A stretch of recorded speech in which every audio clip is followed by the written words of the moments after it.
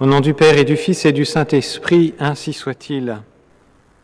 Mes bien chers frères, toute la force des mauvais vient de la faiblesse et de la lâcheté des bons, et toute la force et tout le nerf du règne de Satan réside dans la mollesse des chrétiens.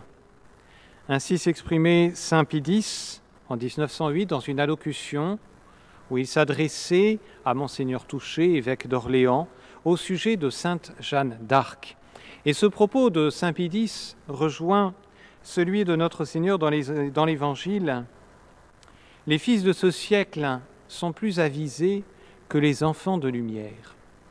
On trouve effectivement dans les forces du mal un esprit d'entreprise, une organisation, l'utilisation de puissants moyens qu'on trouve souvent moins dans les forces catholiques, dans les rangs des bons.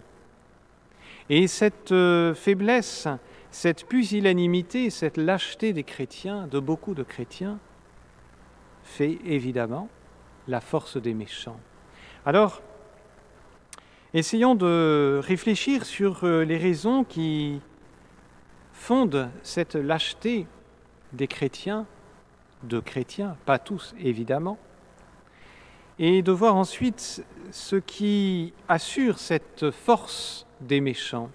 Et puis nous terminerons par le bon exemple de sainte Jeanne d'Arc, car enfin, saint Pie X disait cette parole à l'occasion d'un discours où il parlait de sainte Jeanne d'Arc, où il l'a donnée comme modèle.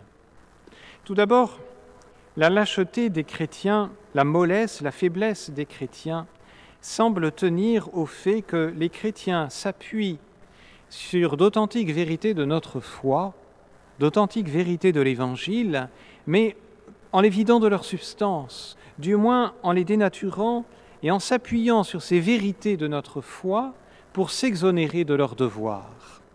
Donnons quelques exemples.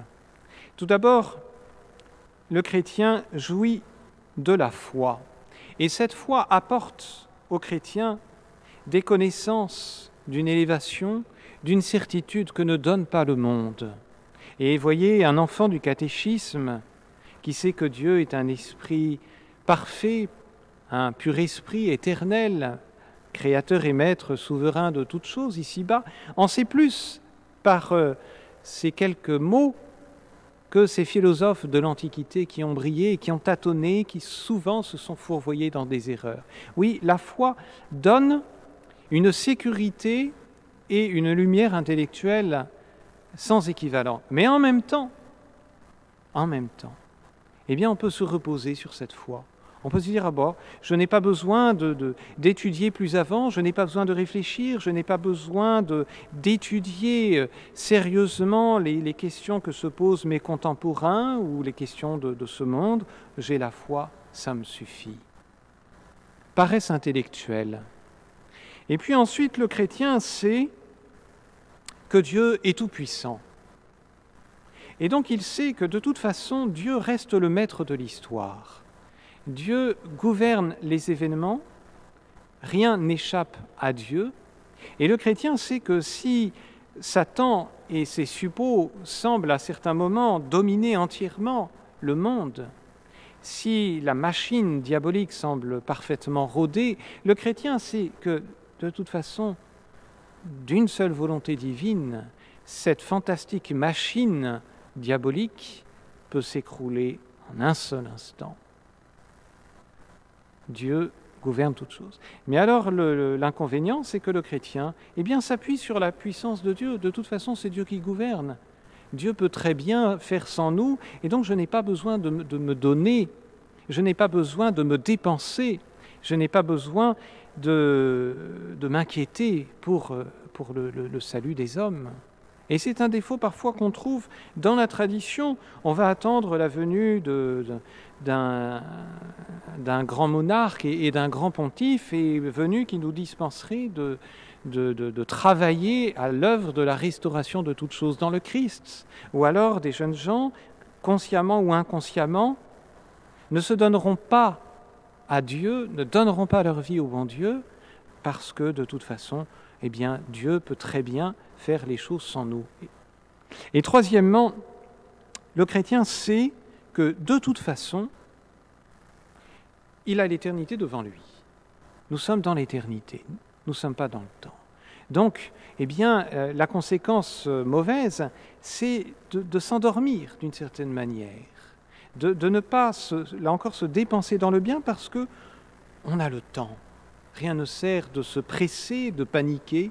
De toute façon, on est dans l'éternité. Et alors, eh bien, on laisse courir. Comme disait Gustave Thibon dans Le Monde politique, à gauche, on rêve, c'est l'idéologie, à droite, on dort. On ne fait rien. C'est le danger. Et puis ensuite, le chrétien sait que, de toute façon également, le combat est gagné. Quoi qu'il arrive, quelle que soit l'énergie dépensée par Satan et ses serviteurs, de toute façon, Satan a perdu d'avance. Et de toute façon, Jésus-Christ régnera au ciel. De toute façon, à la fin du monde, Jésus reviendra en vainqueur, reviendra en juge. Ce combat est gagné. Donc là encore, on peut s'abriter derrière cette vérité rassurante et se dire de toute façon que j'agisse ou que je n'agisse pas, que je me donne ou que je ne me donne pas, de toute façon, la cause est entendue, c'est gagné. Le Christ sera vainqueur et il l'est déjà. Et puis enfin aussi, on sait que Dieu est un bon maître. Et ce bon maître nous récompensera, mais il nous récompensera dans l'éternité. Et si par malheur on l'offense, de toute façon, Dieu est bon, Dieu est miséricordieux. Alors, et comme cette récompense, elle est loin, elle est éternelle, elle est spirituelle, on a le temps d'y songer. Et puis comme Dieu est bon et miséricordieux, au dernier moment, on pourra toujours se confesser, on pourra toujours obtenir une confession, une absolution, un dernier sacrement. Et voyez, par tous ces raisonnements, conscients ou inconscients, les chrétiens peuvent,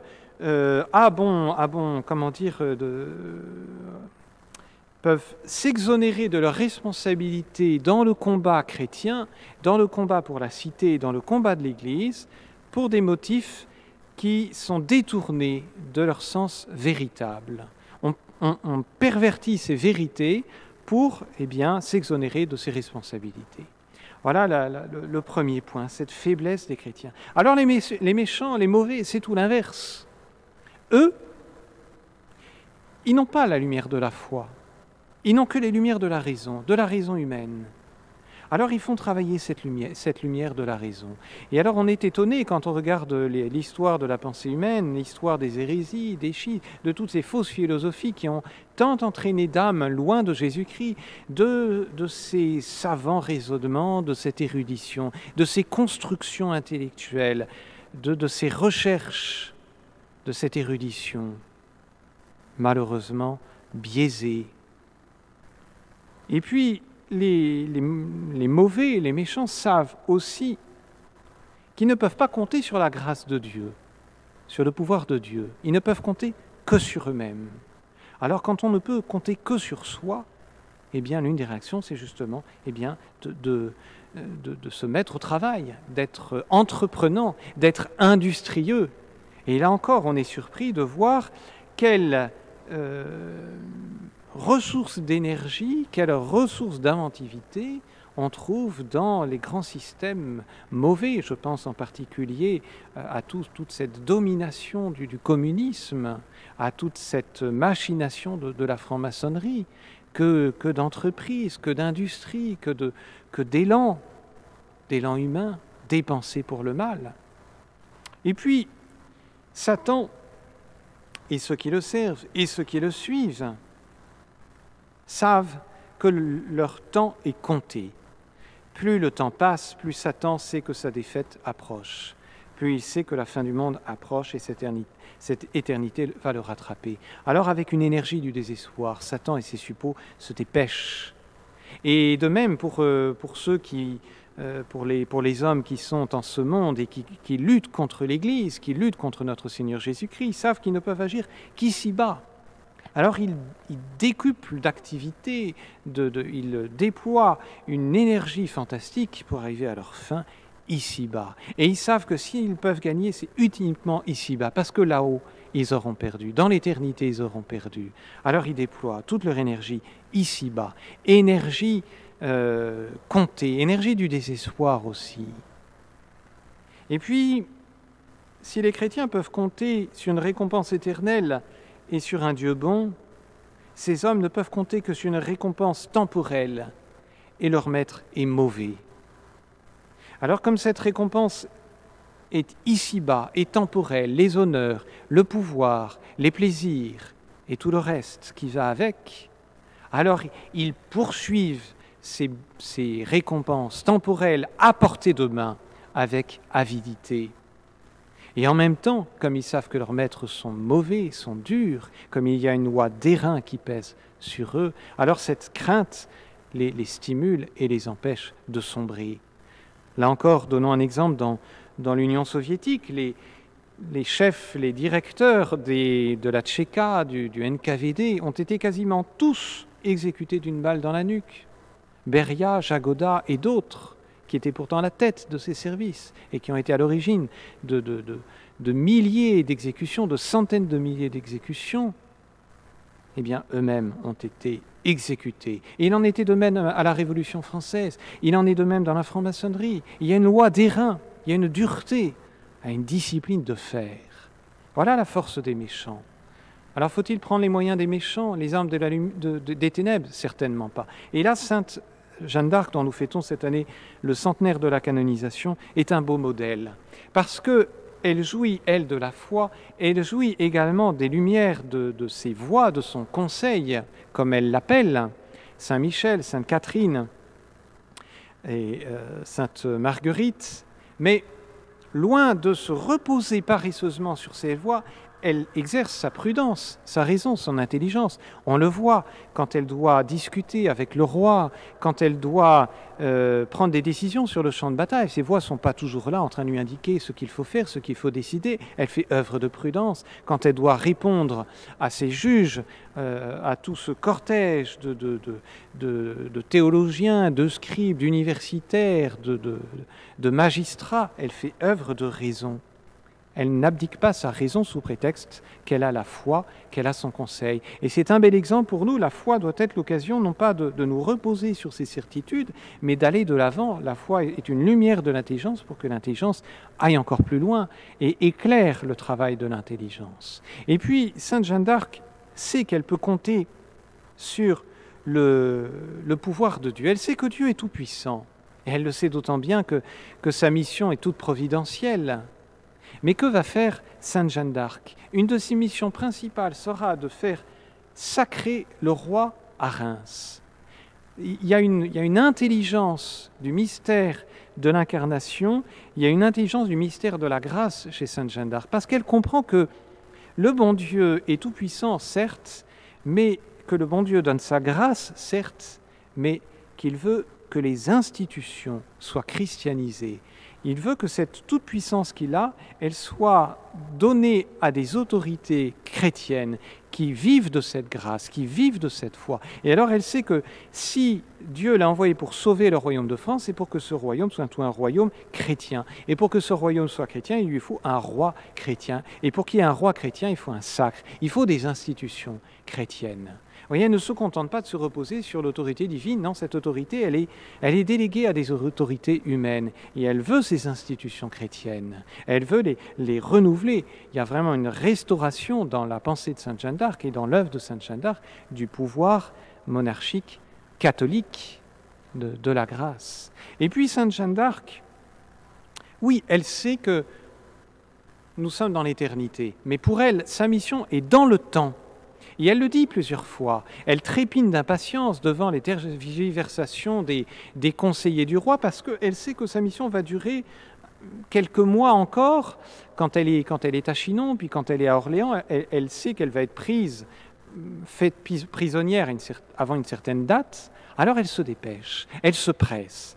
Le bon Dieu lui a donné un certain temps, et ce temps doit être employé au service de Dieu. Elle le voit d'une manière évangélique, ce temps, comme un talent que le bon Dieu lui a donné. Et ce talent, eh bien, il est donné pour avoir valeur d'éternité. Elle a une vision du temps qui est remarquable, Sainte Jeanne d'Arc. Et puis, Sainte Jeanne d'Arc sait très bien que Dieu a gagné. Elle n'en doute pas un seul instant. Elle ne doute pas un seul instant que la France va être libérée des Godons, comme elle les appelle. Mais Dieu lui demande de coopérer à cette victoire. Et elle sait que si elle n'y coopère pas, Dieu vaincra sans doute, mais sans elle, elle ne fera pas partie des vainqueurs. Et donc, Dieu nous appelle, nous tous, à participer à son combat. On sait que Dieu vaincra, mais à nous, bien sûr avec la grâce du bon Dieu, de faire partie de ce camp des vainqueurs. Et puis, Sainte Jeanne d'Arc sait que son maître est bon. Elle sait que son maître est miséricordieux, mais loin de la conduire à une certaine torpeur, une certaine passivité, une certaine mollesse, cette bonté de son souverain, de Dieu, de son maître, lui donne des ailes. Cette bonté lui ouvre tellement le cœur que son cœur se donne entièrement à ce Dieu si bon. Et voilà, mes bien chers frères, ce qui devrait aussi nous guider. Si nous sommes dans le camp du vainqueur, si nous avons un bon maître, eh bien ça devrait nous donner des ailes, ça devrait nous donner une grande confiance dans ce combat que chacun d'entre nous devons mener. Et puis enfin, terminons. Dieu a promis une récompense éternelle. Eh bien, Sainte Jeanne d'Arc, par sa mort, le martyre que constitue sa mort, nous donne un magnifique témoignage. Elle a souffert ce martyre, mais elle est au ciel. Elle est montée tout droit au ciel. Alors que Sainte Jeanne d'Arc nous encourage à nous montrer industrieux, entreprenants, habiles pour faire le bien, et ne pas tomber dans une certaine pusillanimité, mais être au contraire magnanime, ambitieux comme Sainte Jeanne d'Arc. Prions Sainte Jeanne d'Arc pour qu'elle suscite dans notre jeunesse des jeunes qui se donnent, soit dans la vocation religieuse, soit dans la vocation sacerdotale, soit dans la cité, mais des jeunes qui se donnent, et demandons aussi à Sainte Jeanne d'Arc de nous entraîner dans son sillage, à ce que Messire Dieu premier servi soit une réalité de tous les jours dans notre vie, ainsi soit-il. Au nom du Père et du Fils et du Saint-Esprit, ainsi soit-il.